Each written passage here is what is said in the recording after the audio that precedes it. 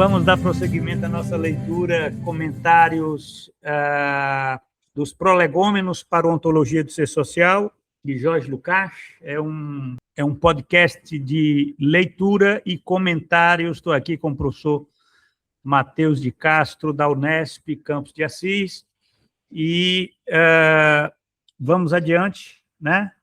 Nós estamos dando prosseguimento a uma reflexão muito preciosa, porque é um dos últimos escritos de Lukács, e que é muito denso, né? Denso e uma elaboração muito complexa, porque o Lukács ele deixou manuscritos, ele não deixou um livro, ele deixou manuscritos. Então, agora, o nosso tema de fundo, é claro, é uma leitura que nós estamos muito atentos a tentar entender aí o conceito de estranhamento em Jorge Lukács. Mas vamos dar prosseguimento à nossa leitura. Passa agora a palavra para o professor Matheus. Por favor, Matheus. Vamos lá. Retomando aqui, lembrando a todo mundo que nos ouve aí, né, Giovanni, que nós estávamos discutindo a questão do conhecimento, né? Lukács vem trazendo essa discussão sobre a importância da praxis, da experiência humana, do ser processual, na relação da produção do conhecimento, né? Conhecimento que acontece aí na vida cotidiana, conhecimento que deve, muitas vezes, ir para além da vida cotidiana, porque também está vinculado às questões de desenvolvimento ontológico do ser humano, né? Então, Lukács vem complexificando essa discussão. Semana passada ele chegou aqui na questão da ideologia e do metabolismo entre sociedade e natureza. E é nesse caminho que a gente parou, né? Nessa parte que a gente parou. Vamos lá. Todavia, como nenhuma sociedade poderia produzir-se realmente sem regular e dirigir as atividades sociais e pessoais de seus membros para ela necessárias, com os mais diversos meios, desde instrumentos de poder da superestrutura, como Estado, direito, até a influência predominantemente ideológica de tradição, costumes, moral, etc., também as principais tendências de importância social, das tentativas intelectuais de dominar intelectualmente o ser em seu aspecto ontológico a cada vez relevante, devem estar em conexão íntima com esse sistema de regulação da tomada de posição ideológica. É óbvio que esse sistema já tem formalmente um caráter alternativo, pois todas as decisões que são minimamente codeterminadas por tais complexos sociais formam, sobretudo, fundamentos para as decisões alternativas das atividades humanas. Todavia, as alternativas intensificam-se, muitas vezes, em oposições antinômicas, conforme a agudeza com a qual se colocam os conflitos de classe de sua sociedade. Na prática, e em consequência também na teoria, para os homens que tomam decisões ideológicas, eu vou ler de novo essa última oração, porque eu acabei lendo de forma com uma tonalidade errada. Vou ler de novo. Todavia, as alternativas intensificam-se muitas vezes em oposições antinômicas, conforme a agudeza com a qual se colocam os conflitos de classe de sua sociedade. Na prática, aí abre parênteses, e em consequência também na teoria, fecha parênteses, para os homens que tomam decisões ideológicas. Ponto. O antagonismo entre a defesa do existente e o ataque a este, as tomadas de posição contra ou a favor da generalidade, agora tornada a ser, provocam necessariamente antagonismos ideológicos, que de ambos os lados se ligam intimamente com a explicação daquilo que deve valer como ser real, tanto as experiências imediatas quanto os métodos científicos tomados mais ou menos racionais, tornados científicos, podem, assim, com frequência, produzir deformações bem profundas na concepção do ser. Vamos prosseguir, né? Tem mais um parágrafo, acho que dá para a gente avançar mais um pouco. Vamos lá. Aqui entra em consideração, em especial, uma distinção muito importante do ser social em relação a qualquer outro que o tenha precedido. Assim, que a consciência dos organismos conseguiu exercer qualquer tipo de influência sobre o desfecho da reprodução do organismo. Emerge objetivamente, mas não necessariamente de forma consciente, a possibilidade de um erro, da avaliação incorreta do que é objetivamente existente em si, e por isso ativo. Mas, enquanto se trata de mera reprodução biológica ontogenética e filogenética dos gêneros mudos, vem em questão apenas o curso do processo reprodutivo, no plano objetivo, uma adaptação correta ou falsa, e, no plano subjetivo, a imediata adaptação bem-sucedida ou fracassada a complexos singulares determinados, perceptível de forma determinada do ser. O erro pode, pois, provocar apenas uma problematização do processo imediato de reprodução e, em certas circunstâncias, também a impossibilidade de se prosseguir na reprodução da espécie. Pronto. Eu acho que dá para a gente comentar alguma coisa, porque aqui ele está numa reflexão muito densa, complexa, né, desse desenvolvimento do ser, né? Bom, eu deixo com você para começar, né, alguma passagem que você queira comentar e depois eu comento. Vamos lá. Aqui, né, me parece importante, né, que ele está destacando a questão dos conflitos sociais, né? Ele, ao falar sobre a questão do conhecimento, da produção do conhecimento científico, da relação do sujeito com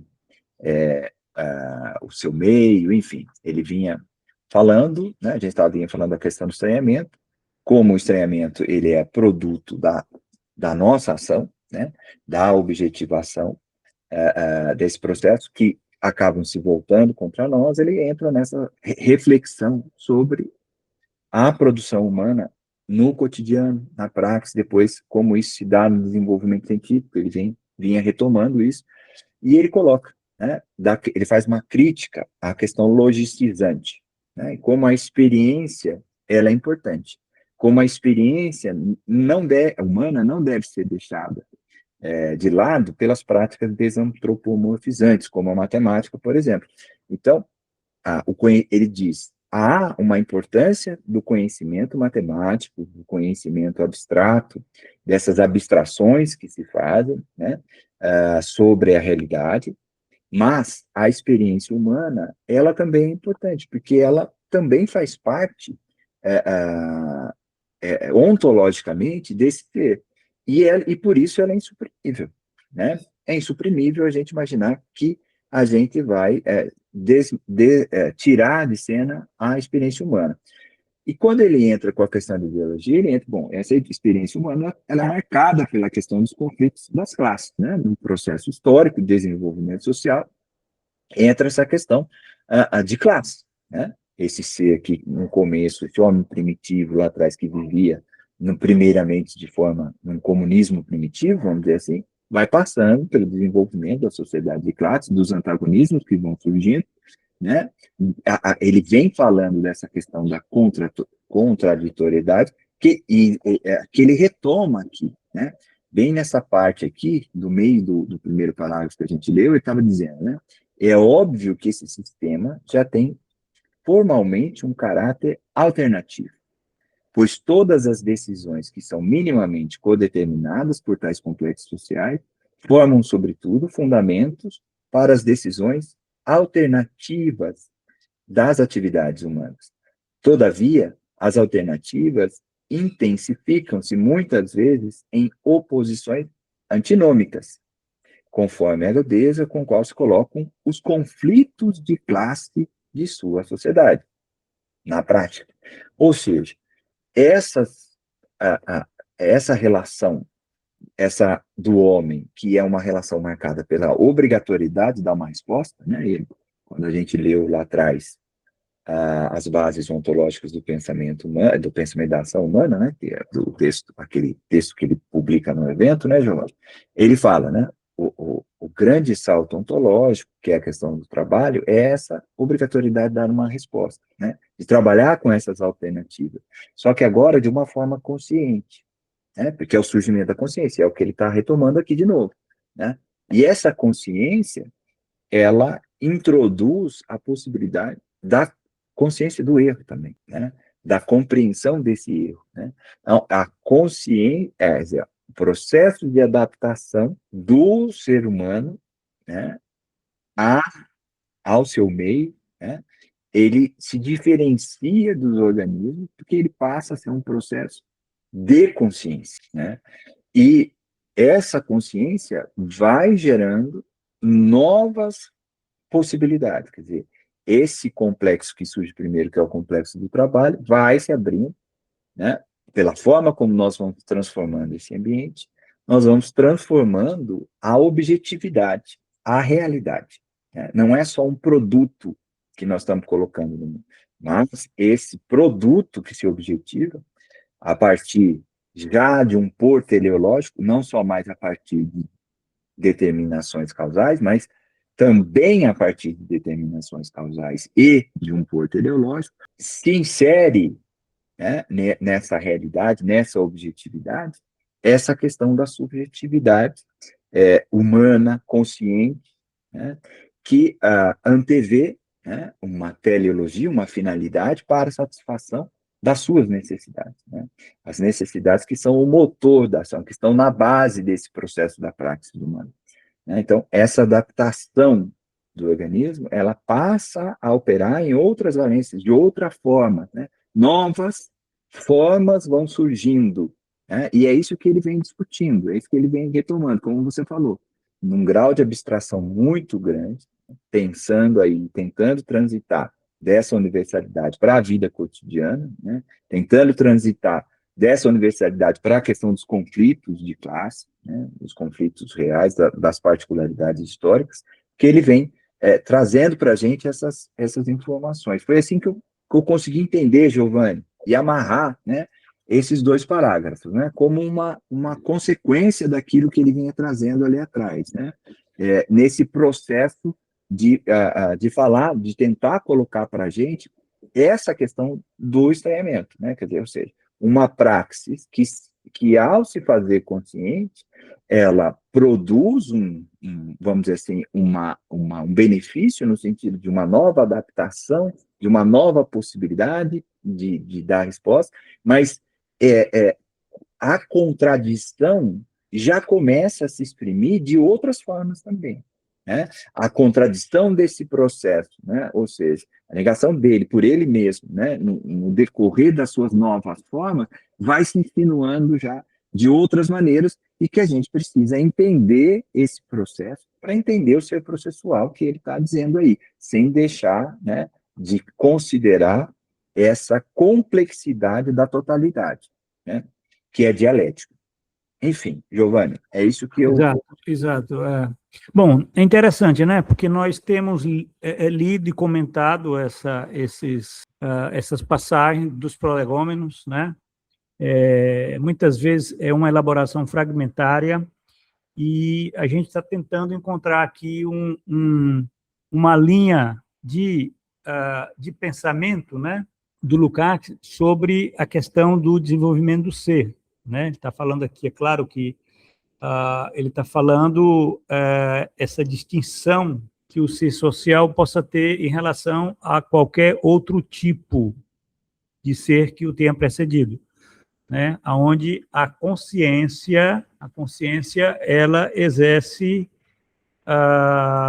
uma influência muito importante no desfecho da reprodução do organismo, né? Quer dizer, só no ser social você tem essa essa distinção, né? Nenhum outro tipo de ser você tem a presença da consciência, né? Então, isso é muito interessante, porque é uma perspectiva ontológica que coloca que a consciência ela pode, inclusive, produzir distorções bem profundas nas concepções do ser, né? E isso, evidentemente, tem um impacto aí sobre a capacidade desse ser, né, ter uma adaptação correta ou falsa a determinados complexos singulares, né? Quer dizer, você pode ter, no caso do ser social, esse processo de desenvolvimento, né? Essa possibilidade de um engano, né? Uma avaliação incorreta do que é objetivamente existente em si, isso é muito forte, né? É muito forte porque o ser social ele tá perpassado por essas oposições antinômicas, né? Esses conflitos, conflitos de classe, né? E isso faz com que esse desenvolvimento ele tenha uma especificidade com respeito a outras formas de ser, né? Quer dizer, Lukács ele está tratando aqui da questão da reprodução, né? Da reprodução e da reprodução do ser social. Agora, numa perspectiva ontológica, porque ele está partindo dessa diferença entre as especificidades do ser social, ser orgânico, ser inorgânico, enfim, e a importância que tem a consciência, né? A consciência, né? Quer dizer, é um autor materialista, mas o fato de ser materialista não quer dizer que você vá desprezar a importância da consciência no desenvolvimento do ser, né? Na questão inclusive das escolhas, né? Das decisões alternativas das atividades humanas. A consciência ela tem ela tem uma conexão íntima com o sistema de regulação, né, da tomada de posição ideológica. Quer dizer, isso é que é interessante, esse vínculo, né? Quer dizer, você tem um trabalho, você tem a reprodução, você tem a ideologia, né? Quer dizer, que são os capítulos da ontologia do ser social, né? Aqueles complexos, né? Aquelas categorias que são fundamentais, fundantes do ser social, né? Começa com o trabalho, aí depois vem a reprodução, a ideologia e o estranhamento, né? Quer dizer, são 4 capítulos que são fundamentais para pensar aquilo que, inclusive, distingue o ser social de outras formas do ser, né? E o papel que tem a consciência, né? E o papel que tem, inclusive, o engano, né? Que no caso de algum outro desenvolvimento de organismo, pode levar, inclusive, à extinção né? Porque, na verdade, você não tem um engano, né? Ele até coloca entre aspas aqui engano, né? Nesse processo, né? Quer dizer, aquelas espécies que se extinguiram não foi por uma questão de engano, né? Quer dizer, agora, caso a espécie humana se extinga, vai ser, com certeza, você tem o peso aí dessas tomadas de posição ideológica, né?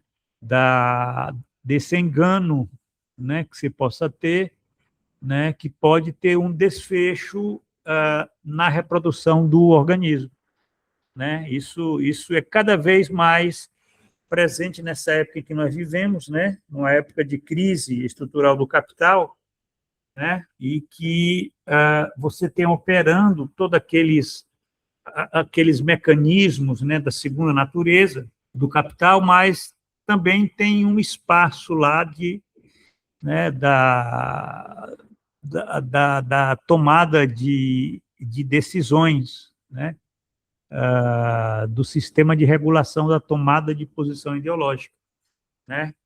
Quer dizer, isso tá vinculado à questão da praxis, né?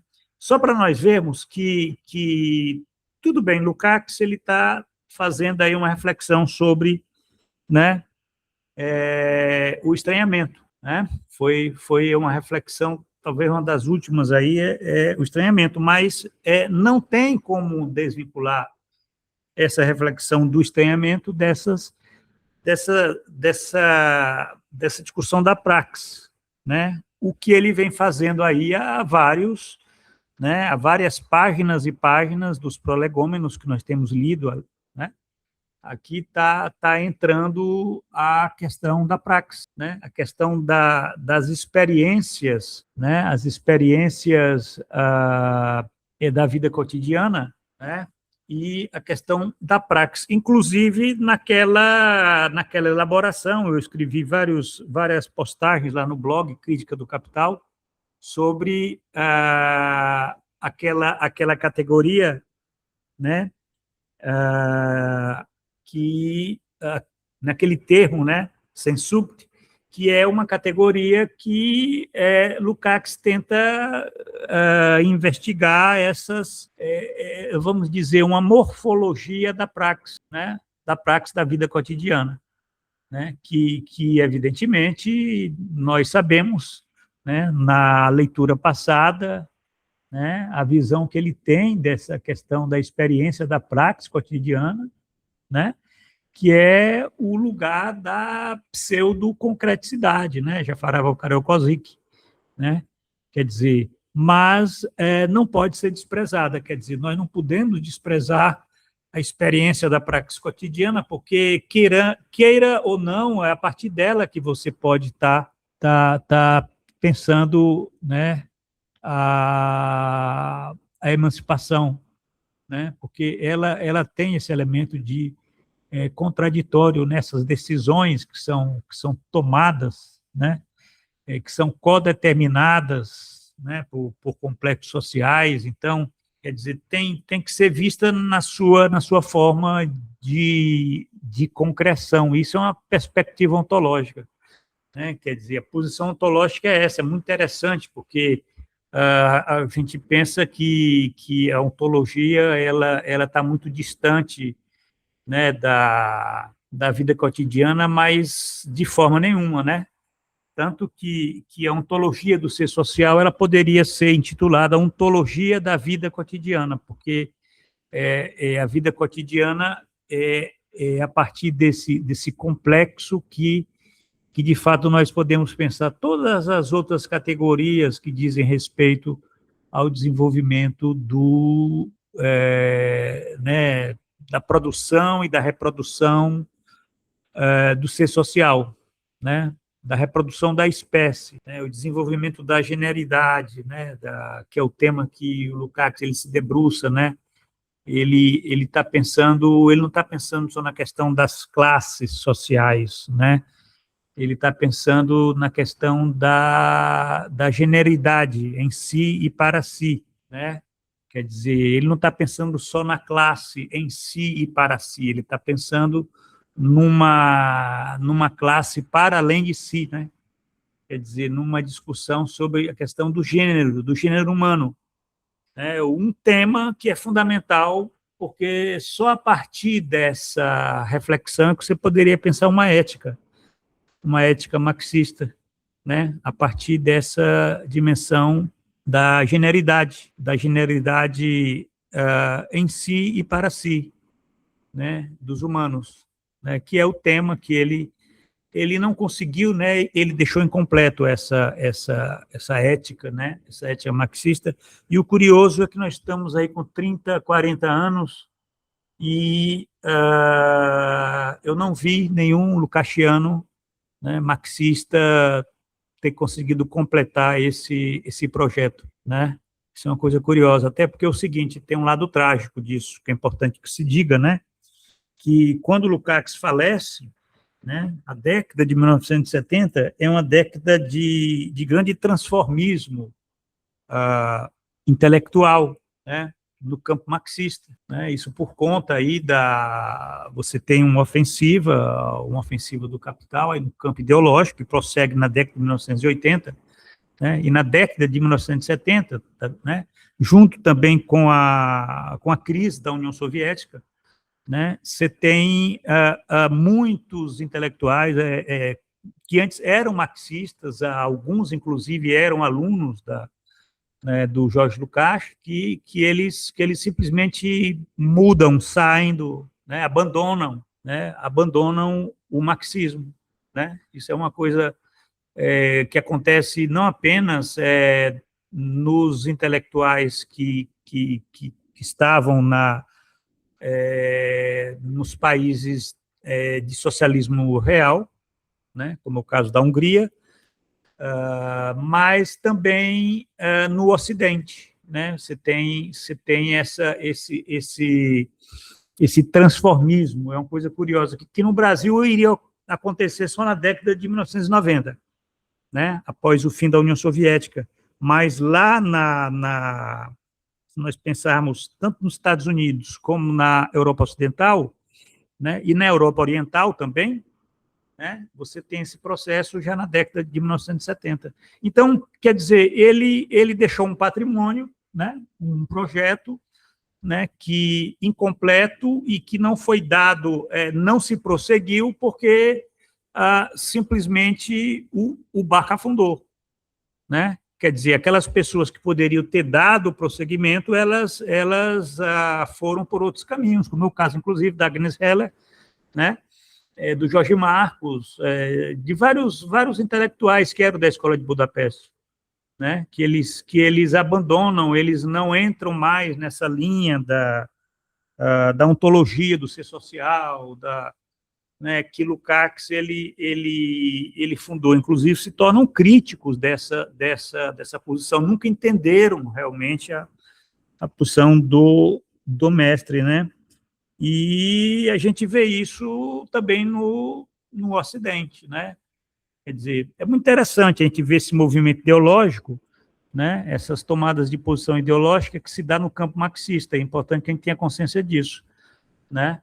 Quer dizer, a década de 1970 foi uma década muito careta, uma década reacionaríssima em termos de, né, por conta né, da ofensiva do capital que se dá diante das contradições que emergiram aí na década anterior, década de 1960. Né? Você tem uma crise, uma grande crise capitalista, né?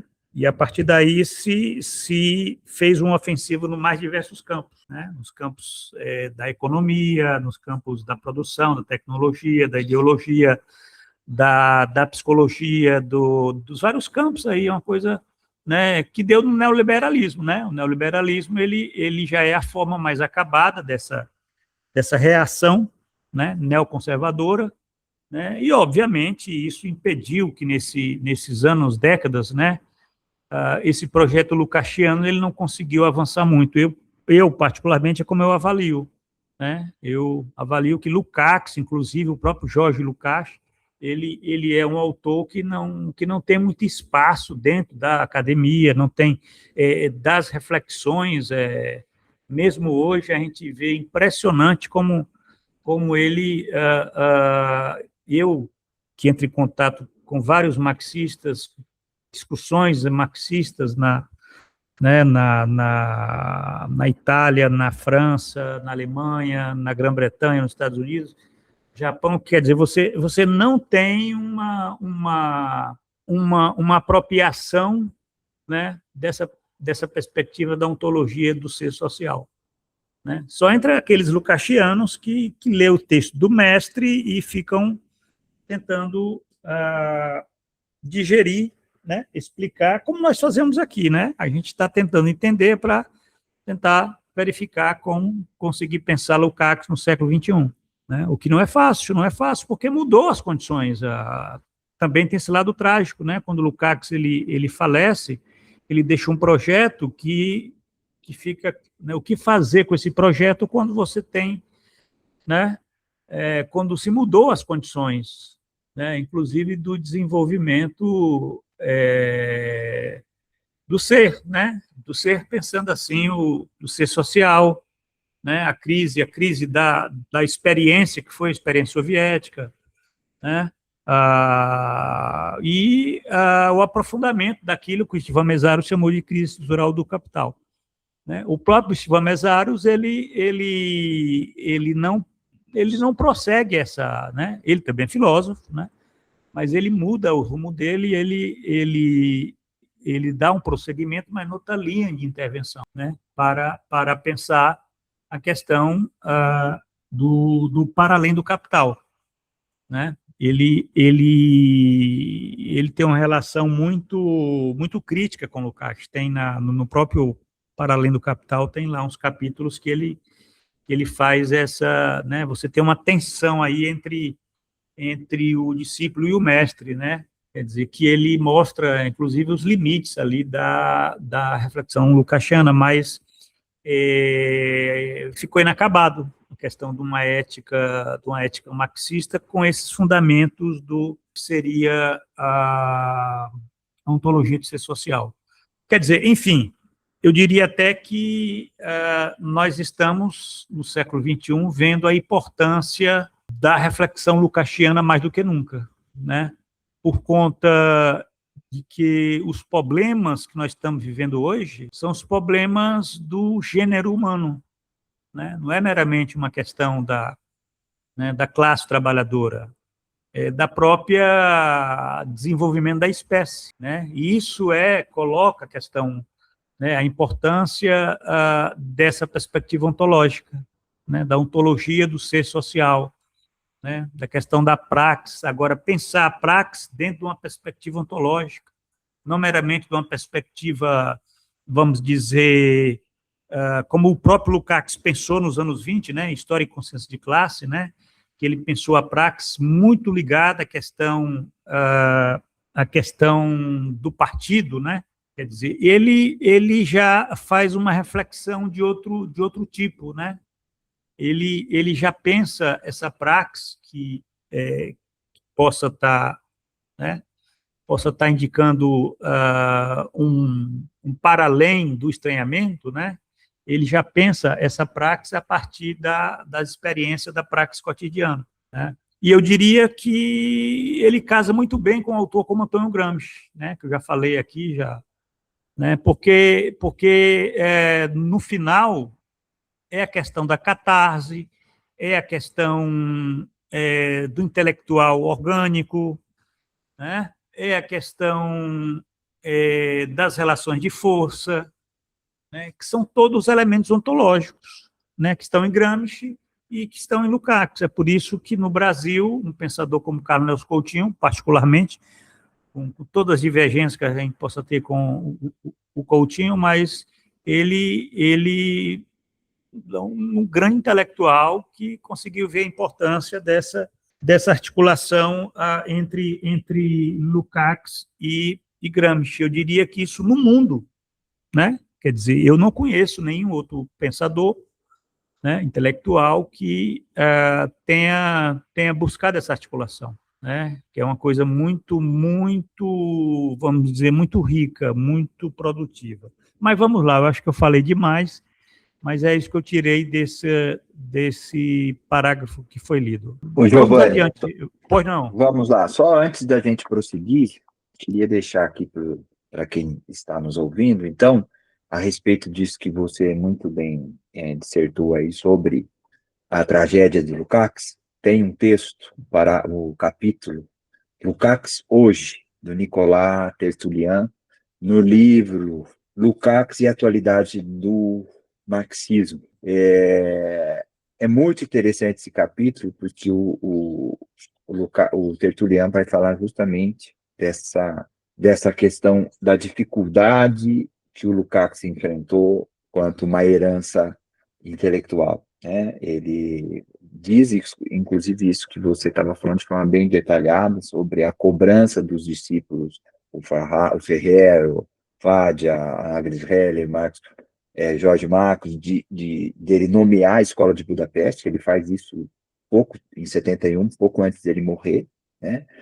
E ele faz essa nomeação dizendo que eles seriam os renovadores do marxismo, que ele enxergava nesses discípulos, e logo após a morte dele e toda a reestruturação que você já citou aí do mundo, essa herança teórica, conceitual, enfim, filosófica, foi renegada como um fardo, né? E eles colocam que a ontologia do ser social era um fiasco. Então, acho que é importante a leitura desse texto do Tertuliano, porque ele vai mostrando, inclusive, outras críticas feitas ao Lukács, né? Não só a questão estética da teoria do romance e todas aquelas coisas, mas também da sua atividade política, que ele foi muito questionado por ficar lá, né? E, inclusive, muito mal compreendido por muitos, e o Tertuliano vai desmontando essas críticas, né?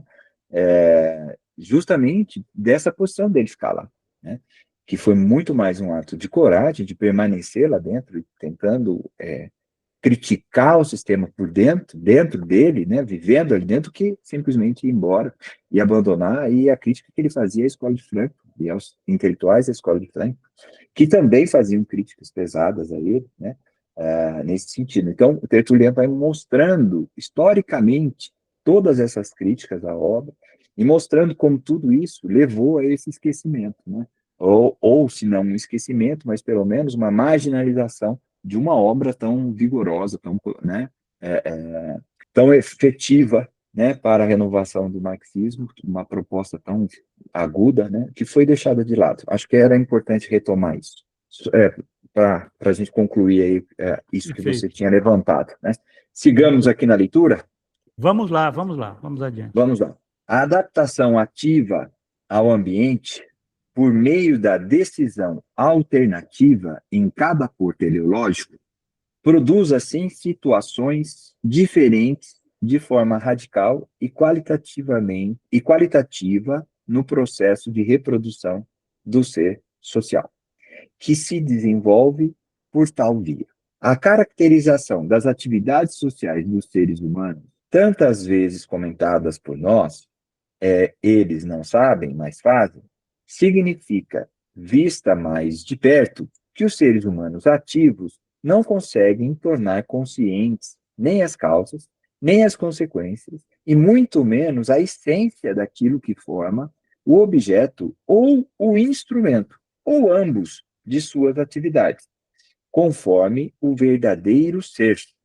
Todavia, tornam-se capazes de destacar aqueles momentos de seu complexo do ser relevantes para a atividade em questão, mas segundo as respectivas situações sociais concretas, em momentos conscientes de sua praxis. O decisivamente novo, no caso, não é que o ser agora dado, na medida em que entra em questão para a praxis, no sentido mais amplo, teria de ser necessariamente bem controlado na teoria, sob pena de perecer, mas apenas que esse recorte do ser total é elaborado em uma imagem de mundo da praxis, cuja verdade ontológica pode permanecer objetivamente muito problemática, mas cujos espelhamentos falsos podem figurar na consciência com a qual se executa na prática o processo de reprodução da sociedade, propriamente como ser. Muitas vezes podem figurar até como o ser mais elevado, efetivamente compreendido e dominado.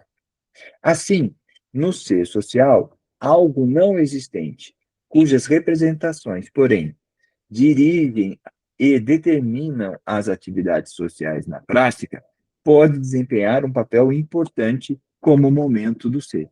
Essa situação paradoxal já foi claramente reconhecida por Marx bem no começo de sua atividade literária.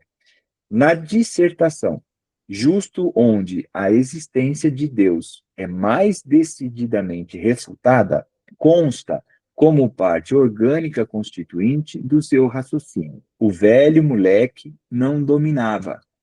O Apolo délfico não era uma força real na vida dos gregos. Ah, desculpa, ele está fazendo Perguntas aqui. O velho moleque não dominava? Interrogação. Coloque. O Apolo Délfico não era uma força real na vida dos gregos? Interrogação.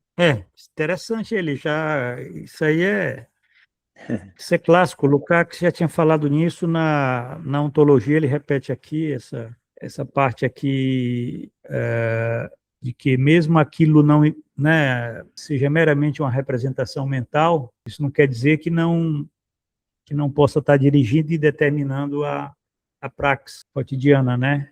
Quer dizer, a praxis cotidiana, você age a partir de representações, mesmo que elas sejam falsas, mas elas têm um efeito aí, elas dominam, entendeu? Tem uma força real. No outro momento ele fala nisso. Se você acreditar que você tem 10 milhões de reais na tua conta corrente, tu é capaz de tomar decisões que reais, né? Mesmo seja meramente uma loucura, né? Quer dizer, isso é mais uma vez para mostrar a importância da consciência, né? Mesmo da falsa consciência, na prática, né? Quer dizer, tem uma função ontológica aí, acho que é isso que ele está ressaltando aqui, que não isso é humano, né?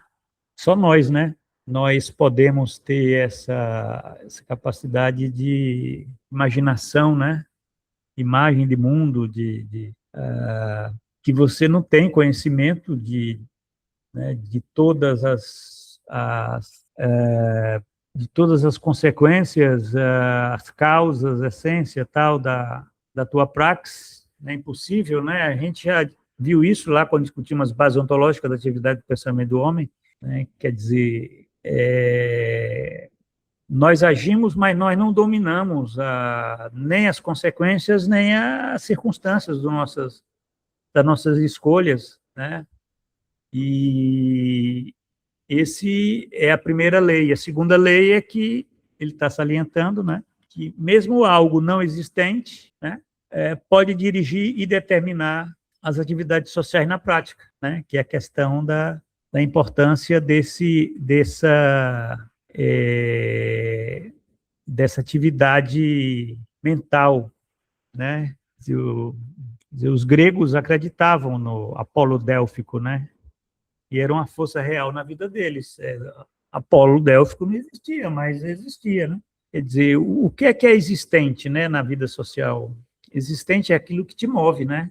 E isso é uma coisa muito interessante, porque novamente coloca a questão da ideologia, né? A ideologia como força real na experiência da praxis cotidiana, né? Quer dizer, que não pode ser desprezada, não pode ser, né?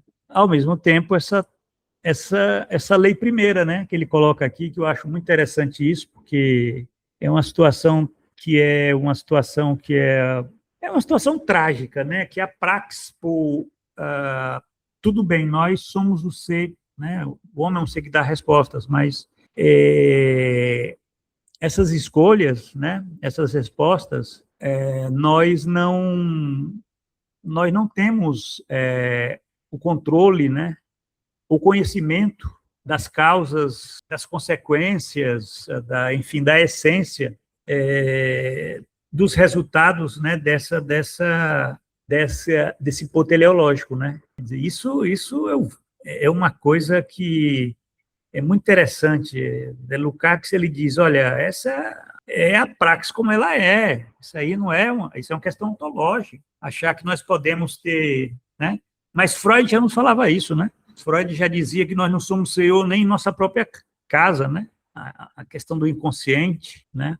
E eu lembro que quando eu estava escrevendo o trabalho de subjetividade, no último capítulo da minha tese de livre docência, que se transformou num livro, e que um capítulo que se transformou num apêndice, essa reflexão lukáciana é onde eu pego, olha a questão do inconsciente aqui, olha um fundamento ontológico para o inconsciente, né?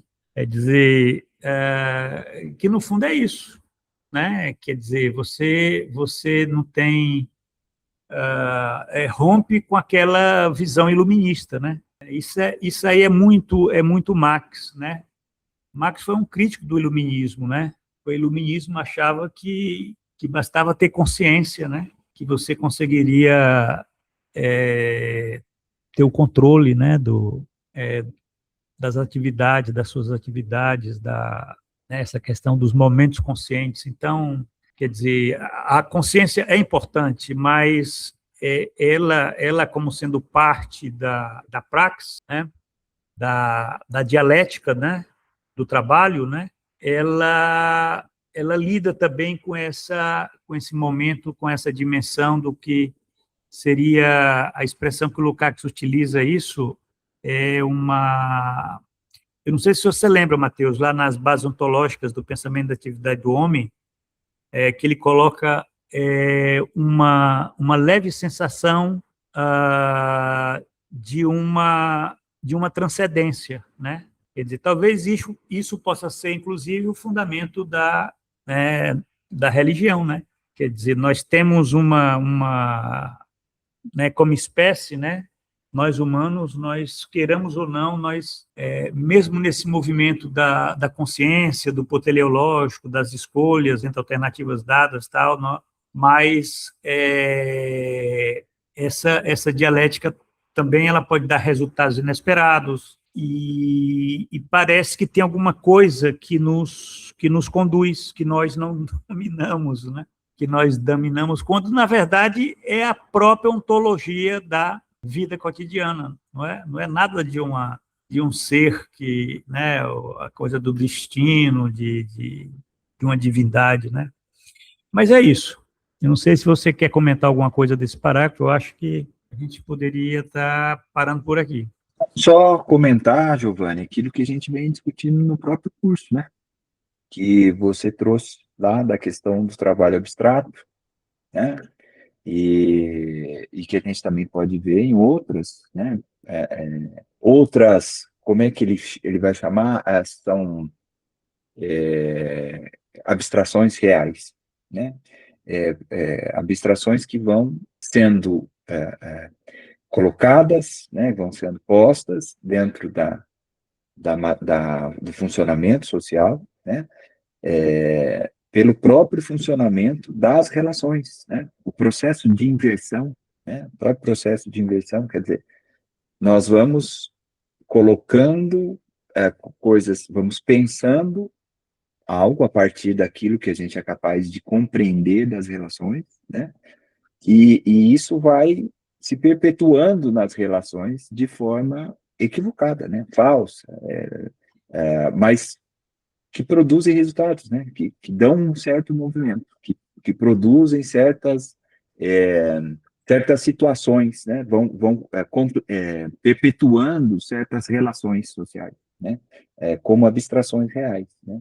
E isso é muito interessante, porque é isso, essa abstração de uma transcendência da teleológica, de uma transcendência, algo que organizasse toda a finalidade desse movimento, enfim, que não estaria em nós, é uma dessas, né? E ele, por isso, ele mostra como em Marx é tão importante isso da religião, né? Para entender justamente essas abstrações reais, que vão fazer parte desse desenvolvimento ontológico humano.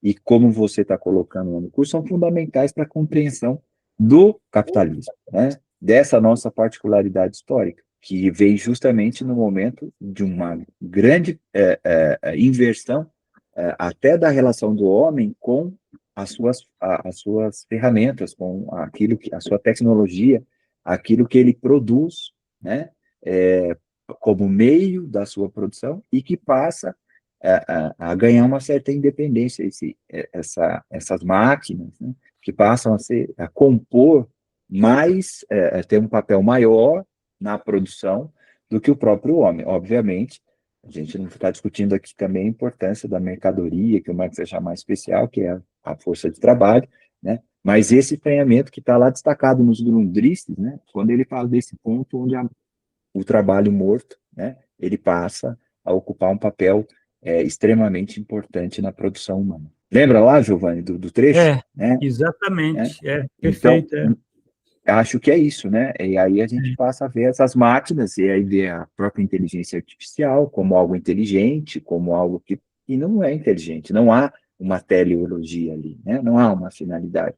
Há, sim, a possibilidade de uma reprodução digital de juntar palavras, enfim, de nos auxiliar no processo de produção do conhecimento, assim como uma calculadora, né?